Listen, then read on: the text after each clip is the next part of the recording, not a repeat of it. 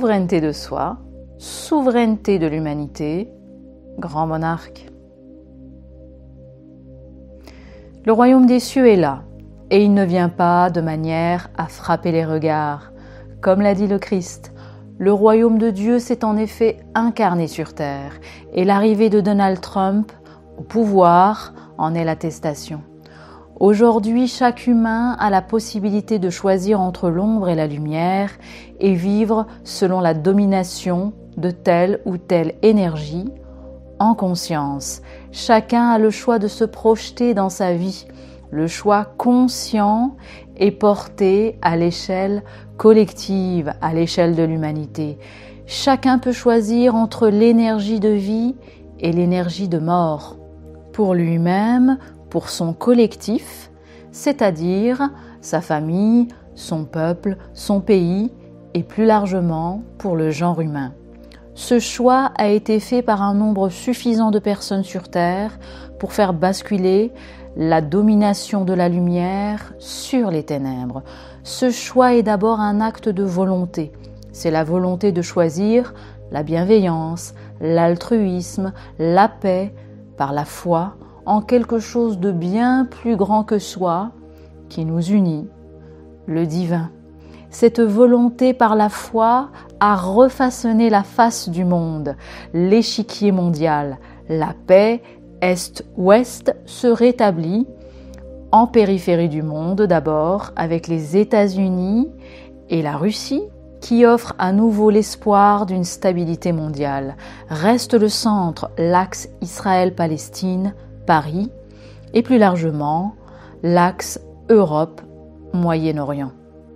L'étau se resserre sur l'axe central et qui fait partie du plan divin.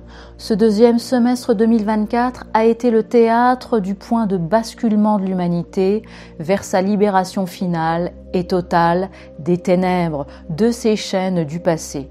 Ce point de bascule, point zéro, ouvre la voie royale à sa nouvelle vie, son nouveau monde. Une nouvelle ère s'ouvre, l'ère de la souveraineté divine des humains, la souveraineté divine de l'humanité, pour aller vers son âge d'or. C'est un chemin plus ou moins long, selon chacun, et plus ou moins difficile. Et l'ascension au pouvoir de Donald Trump est une victoire mondiale, une victoire de l'humanité. Donald Trump n'est pas le sauveur du monde, il en est une victoire. Cette victoire de la lumière à l'échelle de l'humanité est aussi la victoire de la Russie, avec Vladimir Poutine qui combat et résiste au nouvel ordre mondial, souvent seul depuis des années et qui offre au monde la perspective d'un monde multipolaire où la souveraineté des peuples peut s'exprimer.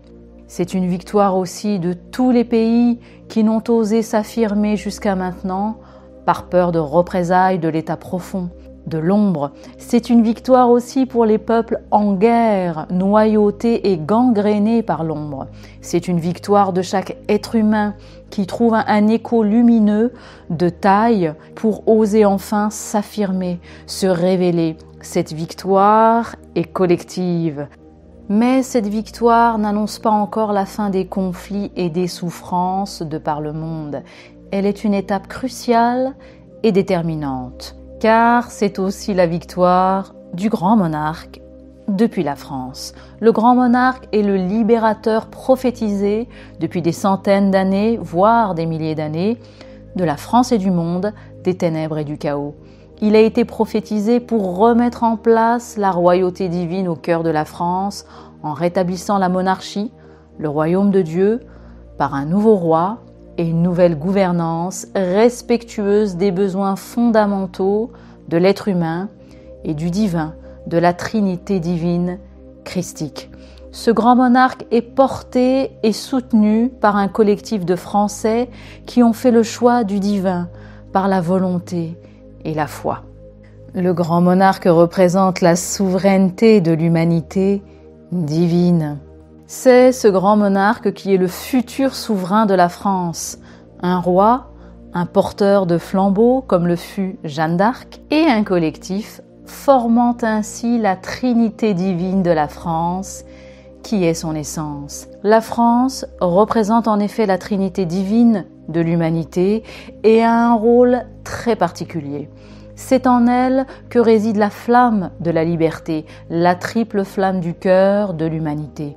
Son histoire séculaire, aussi ancienne que riche et diversifiée, lui donne un rôle aussi noble que lourd et difficile à la fois.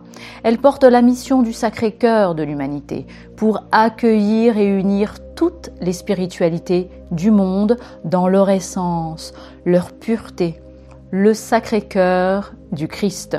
Voilà pourquoi elle est la première à devoir spiritualiser sa matière, mais aussi la dernière à alchimiser son passé. C'est aussi la raison pour laquelle elle est le siège de l'ombre, l'état profond de l'état profond, mais aussi le siège de la lumière du monde, avec en elle la plus grande concentration d'artisans et de guerriers de lumière dans le monde, car sa tâche est ardue et centrale. Ainsi, le basculement de la lumière sur Terre est aussi directement lié à la présence et l'œuvre du grand monarque depuis la France. La victoire spirituelle du cœur est actée. Reste la victoire physique, et cette victoire physique, par l'établissement du royaume de France, marquera l'établissement du royaume de Dieu sur toute la terre. Et elle va passer par une phase d'autodétermination des Français et d'autodétermination des peuples en Europe et s'étendra ensuite à tous les peuples de la planète selon une chronologie allant de nos jours, novembre 2024, vers 2027, avec les élections présidentielles en France, jusqu'à l'établissement du royaume de Dieu en 2030.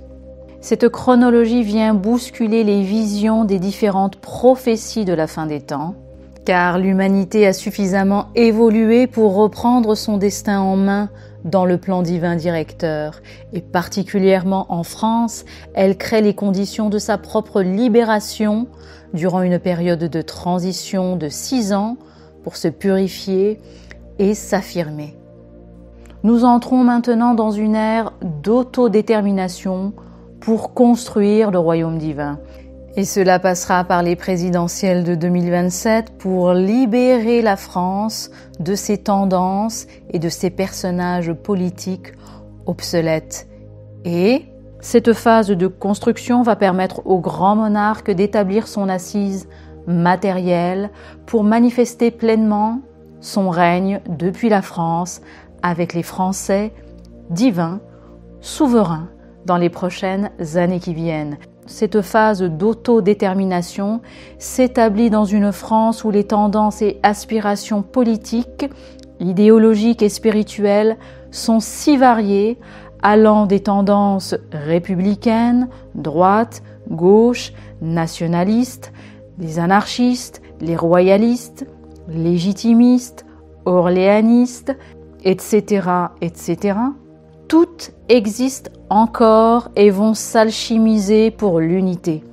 Cette richesse et cette diversité rendent plus lente la phase d'autodétermination vers l'unité divine humaine.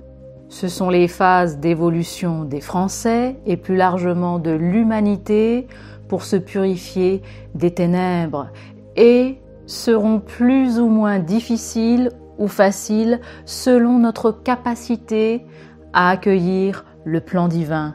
Ces étapes d'émancipation sont essentielles pour entrer bientôt dans son âge d'or. Et elles sont en fonction de ce que nous en ferons selon la volonté divine.